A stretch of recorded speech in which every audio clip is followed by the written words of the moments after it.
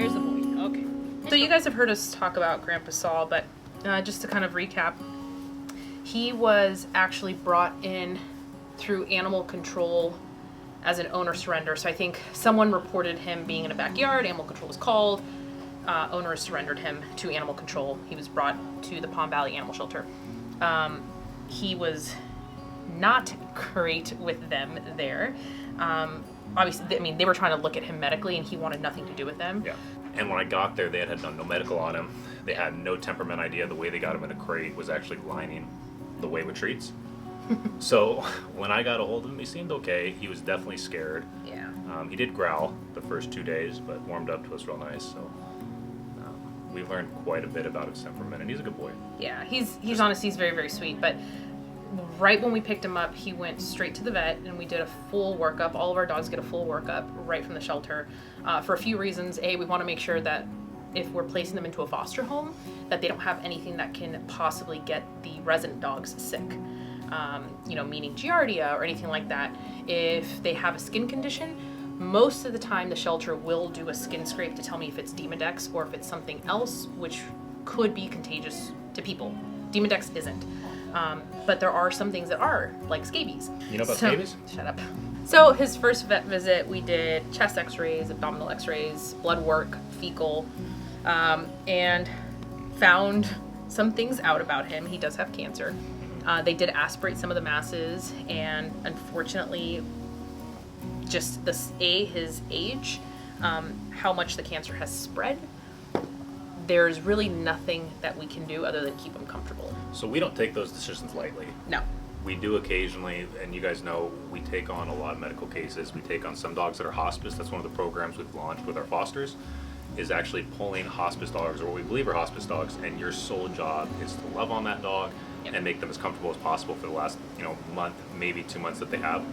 If there was any kind of chance where we pulled him if he was younger, maybe, if the cancer wasn't as severe, funds are never a problem. Our followers are awesome. We will find funds for a dog. We've pulled money out of our personal accounts to help dogs. It's not a problem. It's a quality of life issue. It was the same thing with Layla. If the cancer spread all over the body, if they're an older dog, would you put that dog through treatment and make them miserable for a few weeks?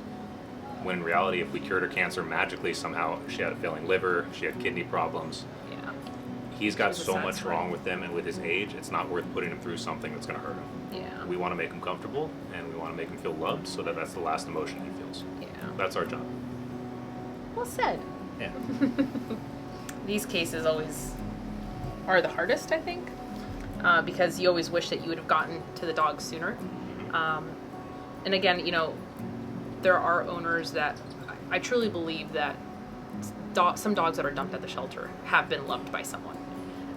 And maybe they fell into financial hardship and couldn't afford medical and thought that was their only option was to drop a dog off at the shelter. But unfortunately, in the condition that he was dropped off in, it's really hard for me to dig deep and think that his family did love him. Because you don't watch a dog deteriorate and get in this condition and not do something about it sooner. And the fact that animal control was called onto the property. So they weren't doing anything. Someone called. No. So Layla was no different with the 70 masses. Her mammary glands were swollen. She had been bred probably her entire life. That's the shitty thing. You breed a dog like that, they're probably stuck in a room or a crate outside. And because their puppies go on to other families and make everyone else happy, and that dog never gets to be happy. Well, I can promise you that dog didn't meet the families that were adopting puppies, because in the condition that Layla was in, you would have been mortified if you walked in. I would hope so. Yeah, you would have walked in to someone's home and seen the condition that the mother was in. There was no way that you... We had her for a month, and we probably got 2 really, really good weeks. We actually got her to run. We got her to play. Yeah. She loved her ball. She had such a good time, and I think it's the only time she's ever known real love. Yeah, love and affection. Which is why with our foster hospice, whatever we're going to nickname it to shorten it. Anyway, the program for hospice care, if you guys are interested in any of our dogs or you want to be a part of the hospice team, you can go on our Instagram. If you go to the link in the bio, you can fill out an application to foster. We will hop on a call, and if hospice is something you want to do, it's not easy. It's going to rip your heart out because you're going to attach to these dogs. You're going to love on them. I mean, most of the hard rules we have with hospice, they're a little different because we're not as concerned about building structure and crate training, redirecting. we know that their time's short, and we want you to love the shit out of them. Right. So it's a really special thing, and you won't find anything more rewarding or more fulfilling, I think, really in is. rescue. It really it's a special is. thing. Yeah. So with Grandpa Saul, when we got the news about cancer spreading, and our vet was like, look, there's really nothing that can be done other than keep him comfortable and make him happy. So we created a little bucket list for him, and Christmas. yeah, well, we haven't talked about it yet, but the reason that we came up with a bucket list for him was because our boy Liam just passed away, and we haven't talked about it yet. It literally happened out of nowhere. He started coughing and couldn't breathe, and we rushed him to the emergency room, and he was in an oxygen tank, and they tried to intubate him, and we literally tried everything, and the vet was telling us, like, he's crashing, and then they let me back there to see him in the oxygen tank, and that was it for me. Like, I couldn't let him keep on suffering. He had bruises all down his abdomen. He wasn't a candidate for surgery. He had 0 platelets. The vet thinks that he had some sort of autoimmune disease. So there was literally nothing that we could have done, but it just happened so quickly. We were joking that Liam was going to live to be 18 because that dude was just... He never wanted to move out. Yeah, he had the whole suite to himself, and all he did was eat, wake up to go potty, sleep 23 hours out of the day. We did get him to play a few times the last few months, but Liam was... And he was in the sure. rescue for like about 1.5 years. And at the year mark, I was like, buddy, like, I don't understand. Like, he's just such an easy dog. And I was like, you know what? Fuck it. We're adopting him. So he became our dog back in January. And there was no other dog like Liam. No, he was a 1 in a So, million boy. When we got the news about Grandpa Saul and like his condition, we're like, fuck, we wish we would have had like one more Christmas, one more birthday, one more burger, one more ice cream with Liam. So that's why we created a bucket list for this guy, and living vicariously through him, and just like feeling Liam's spirit with us. But that's where the idea came from, is like all the things I wish I would have done more with Liam. And I mean, it's a shitty way to think, but that's why we're inviting everyone to do a Christmas morning with us, with Grandpa Saul, and really cherish those little moments with your dog as much as they may get into your trash and maybe rip your carpet or shit in the house, or drag you down the street when you're trying to walk them. Because you're going to miss it. You're going to miss it. You're going to miss it a lot when they're not here. You know, we jokingly earlier said that Wendy's like letting everyone know that it's feeding time. That was Liam's job. Liam like clockwork. 5 a.m., 5 p.m. The dude was barking because he wanted his food. Yeah. And if we ever ordered DoorDash or put anything in the microwave, the minute he smelled it, Liam was deaf.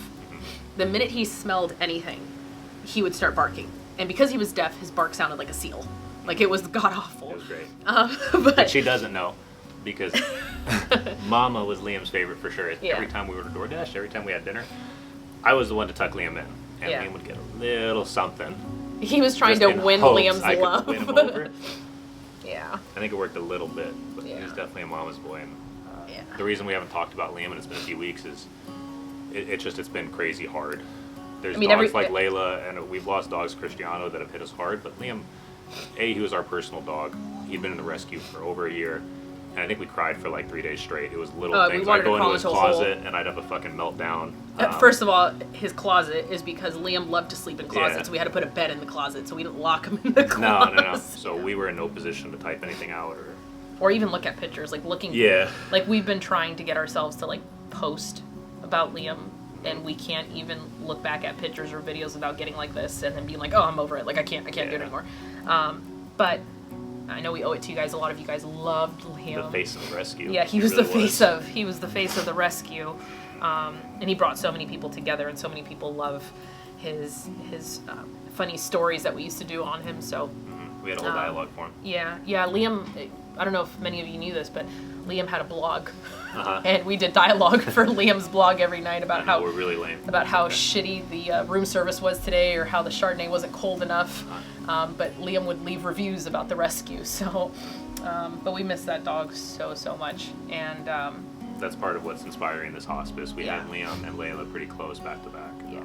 The thing with Liam was it was unexpected, which always makes it really hard. He was older. He had some health issues, but I mean, overall, he was fine. Yeah. And it was one of those things. It was something nobody could have done. He wasn't a candidate for surgery, even if we had somehow caught this. He But could it have was- gone under but it was- anesthesia. yeah, there it was, was there was nothing. no way. It was nothing to catch. The doctor still thinks that he had an autoimmune disease, and he had a mass growing on the back of his throat, and those two things combined, when he started coughing, agitated his throat. Everything got swollen and literally shut. His trachea collapsed. So they did X-rays, and everything was pretty much collapsed. There was no airway, so they couldn't even intubate him. It just happened so quickly, and we didn't expect it. Liam lived a really good life. We rescued him from the shelter as an old man, and his last year and a half with us was magical. The dude got to do anything he wanted. Yeah, if you've been following Liam long enough, Steph fostered him out of her rescue for a long time, and then I actually fostered Liam prior to Steph and I seeing each other. And then obviously and then ended up moving in with the both of us. yeah. So then we both fostered him together. Yeah. But yeah, that's what inspired the Christmas morning and bucket list was our boy Liam. So now this old man gets to soak up all the love and all the, you. Uh-huh. So we are going to do Christmas morning. And we invite you guys to take that time to really cherish your little shitheads at home. Because as good as they are, I wish their life was longer. But unfortunately, we're only granted a little bit of time, huh? Sure. Sorry that's it for now. to end that video so sad, but that's part of rescue. So as much as our hearts will break 1,000 times, so their hearts don't have to. So they get to feel love at the very end. And I'm okay with that. Absolutely.